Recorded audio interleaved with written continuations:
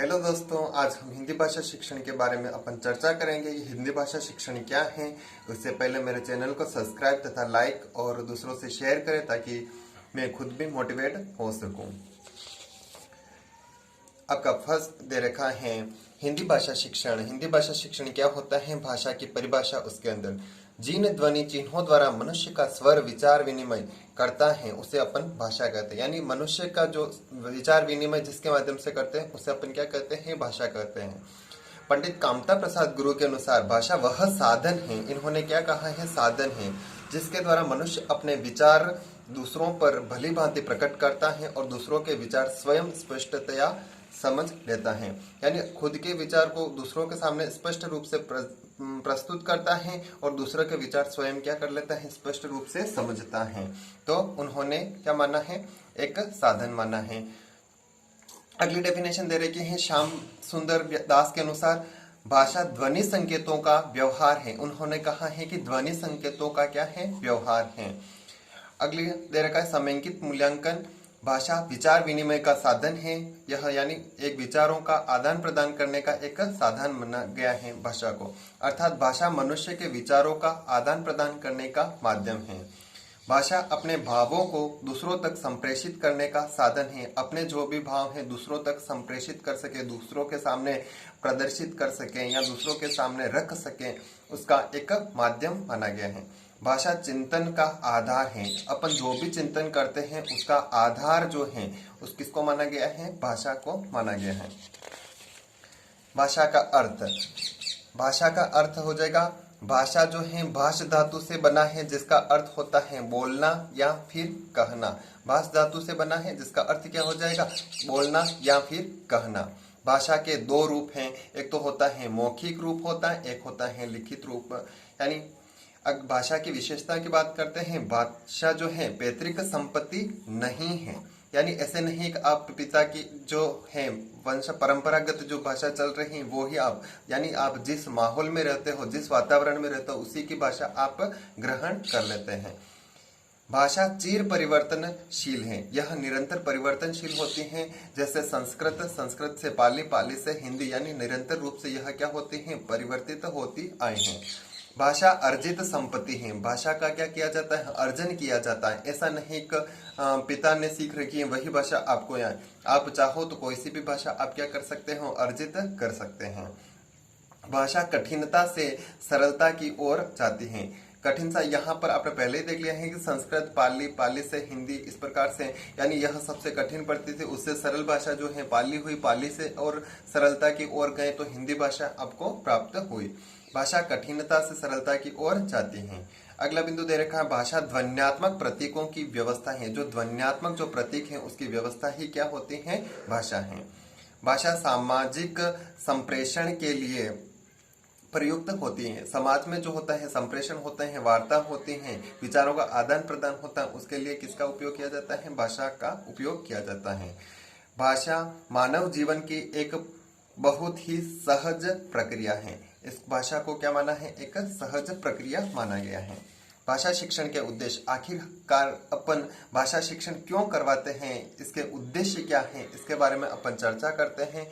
शुद्ध, सरल, स्पष्ट एवं प्रभावशाली भाषा में छात्र अपने विचारों और अनुभूतियों को व्यक्त करे। इसका उद्देश्य यह है कि बालक जो है अपने विचार जो भी है, अनुभूति है, उसको शुद्ध रूप से, सरल रूप से, स्पष्ट रूप से और प्रभावशाली तरीके से दूसरों के सामने प्रस्तुत कर सके।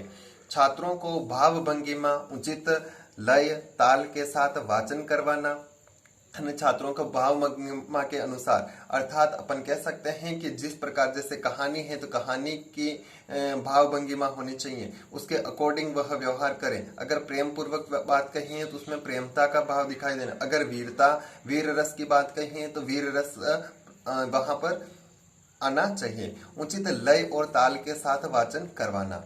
पुस्तकों में निहित ज्ञान भंडार को स्वाध्याय से प्राप्त करवाना, यानी बच्चे को भाषा शिक्षण इसलिए करवाया जाता है कि पुस्तकों में जो निहित ज्ञान भंडार है उसको वह बच्चा जो है स्व अध्याय से भी प्राप्त कर सके। विचारों एवं भावों को व्यवस्थित रूप में व्यक्त करना, उसके जो भी विचार हैं, भाव हैं, उसको वह दूसरों के सामने जब भी प्रस्तुत करें तो वह व्यवस्थित रूप से व्यक्त कर सके। अगला बिंदु दे रखा है शुद्ध, सरल, स्पष्ट एवं प्रभावशाली भाषा में मौलिक सृजनात्मक लेखन की प्रेरणा देना होता है। अगला बिंदु है संवेदना के साथ चरित्र के निर्माण के अवसर देना होता है। इससे आप चरित्र निर्माण के अवसर भी प्रदान कर सकते हैं।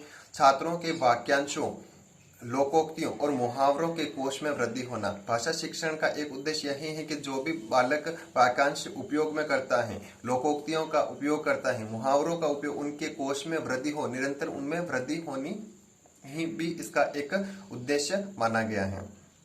छात्रों को मानव स्वभाव एवं चरित्र के अध्ययन के अवसर प्रदान करना, छात्रों के भावानुकूल भाषा प्रयोग, स्वर निर्माण एवं अंग संचालन कला का अभ्यास करवाना, यानी अंग संचालन करना भी इसका एक उद्देश्य है। उद्देश्यों का वर्गीकरण, उद्देश्यों का वर्गीकरण की बात कही गई है तो ज्ञानात्मक उद्देश्य होता है, एक होता है कौशलात्मक उद्देश्य होता है, एक रसात्मक या समीक्षात्मक उद्देश्य, सृजनात्मक उद्देश्य और अभिवृत्त्यात्मक उद्देश्य। ज्ञानात्मक का मतलब हो जाता है जैसे कोई परिभाषाएं वगैरह हैं याद करना, जैसे शब्दकोश में वृद्धि करना, इस प्रकार की भाषाएं आ जाती हैं। और अगला जो दे रखा है कौशलात्मक उद्देश्य की बात कही गई है तो कौशलात्मक उद्देश्य के अंतर्गत कौन कौन से आ जाते हैं, इसमें नए जो है उसका विकास होता है, कौशल में वृद्धि होना, जैसे प्रस्तुत करने का तरीका, कोई भी भाषा है या फिर वाक्य है, विचार है, उसको दूसरों के सामने किस प्रकार से प्रदर्शित करता है उसका तरीका। रसात्मक की बात करें तो यानी उसमें रस उत्पन्न हो, ये भी इसका उद्देश्य। जो भी बच्चा जो शिक्षण कर रहा है उसमें भाषा के अंदर वह उसको रस उत्पन्न हो, यानी इंटरेस्ट, रुचि उत्पन्न हो।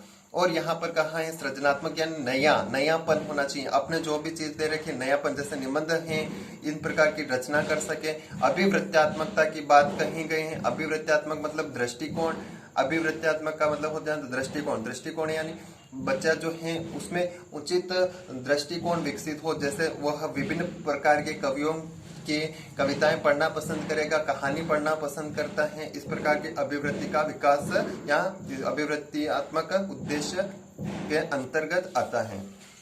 अगला जो दे रखा है यानी इसका प्रथम प्रकार दे रखा है ज्ञानात्मक उद्देश्य। ज्ञानात्मक उद्देश्य का मतलब हो जाता है ध्वनि, शब्दों एवं वाक्य रचना का ज्ञान देना, साहित्य की विधाओं का ज्ञान देना। यानी फर्स्ट हो जाता है ध्वनि क्या है, शब्द क्या है, वाक्य रचना, इस प्रकार का बच्चों को क्या करना होता है, ज्ञान देना होता है। साहित्य की विधाओं का ज्ञान देना भी इसके अंदर ज्ञानात्मक के अंदर आता है। लेखक कवि की जीवनगत और रचनात्मक विशेषताओं से अवगत कराना। अगला बिंदु दे रखा है भाषा के मौखिक और लिखित रूपों का ज्ञान देना।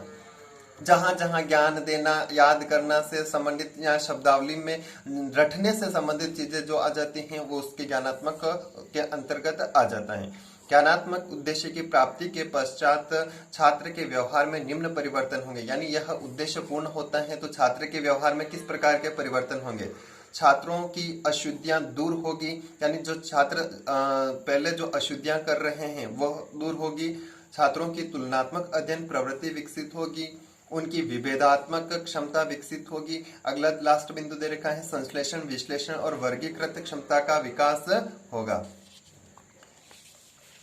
कौशलात्मक उद्देश्य की बात करते हैं, सुनकर अर्थ ग्रहण करना भी इसका एक उद्देश्य है। कौशल की बात कर रहे हैं तो यहाँ पर सुनना भी है और उसका अर्थ ग्रहण भी इसका अंदर आता है। ऐसा नहीं कि सिर्फ सुन लिया, अर्थ ग्रहण नहीं कर रहा है तो वो कौशलात्मक उद्देश्य के अंतर्गत नहीं आएगा। यानी सुनकर अर्थ ग्रहण करना एक कौशलात्मक उद्देश्य है, यह एक कला है।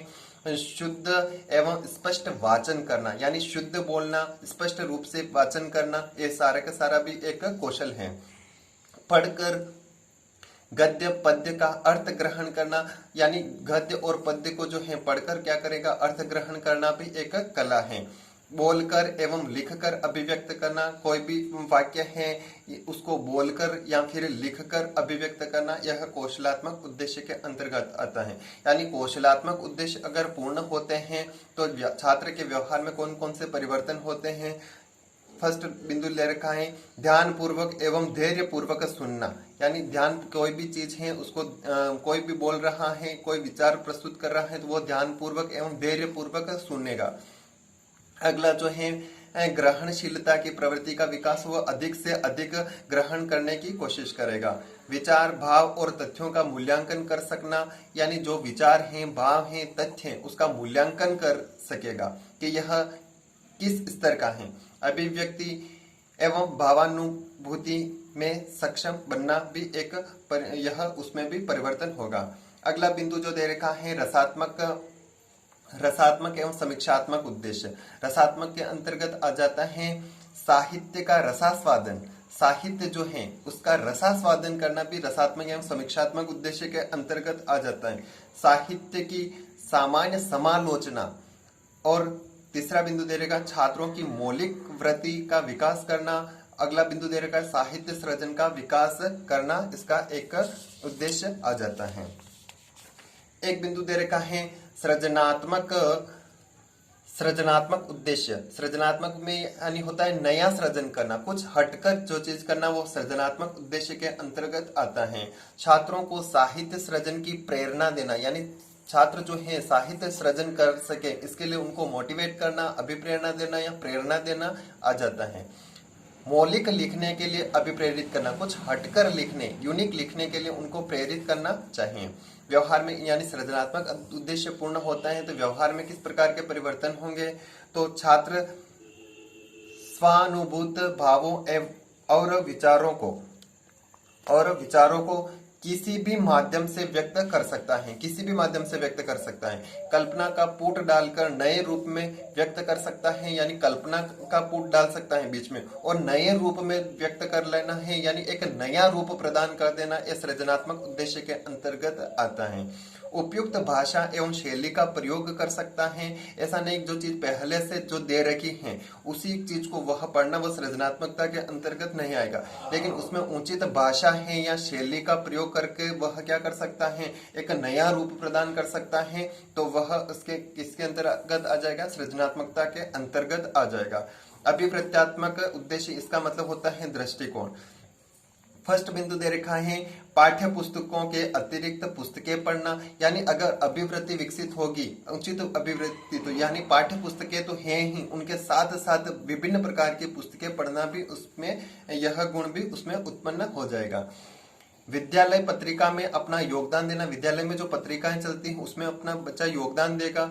साहित्यिक संगोष्ठियों में भाग लेना, साहित्य से संबंधित जो संगोष्ठियां हैं उसमें भाग लेना। साहित्यिक संस्थाओं के सदस्य बनना। अगला बिंदु है साहित्य प्रेम, देश प्रेम तथा मानव प्रेम की ओर अग्रसर होना। अगला जो बिंदु लास्ट यहाँ दे रखा है, व्यवहार में परिवर्तन क्या होगा कि अभिवृत्त्यात्मक उद्देश्य अगर पूर्ण करता है तो बालक के व्यवहार में परिवर्तन कौन कौन से हो जाएंगे, भाषा और साहित्य के प्रति विद्यार्थियों में रुचि विकसित करना। जो भाषा है, साहित्य है, उसके प्रति विद्यार्थी क्या हो जाएगा, उसमें रुचि विकसित करना, इसका उसके व्यवहार में परिवर्तन आ जाएगा।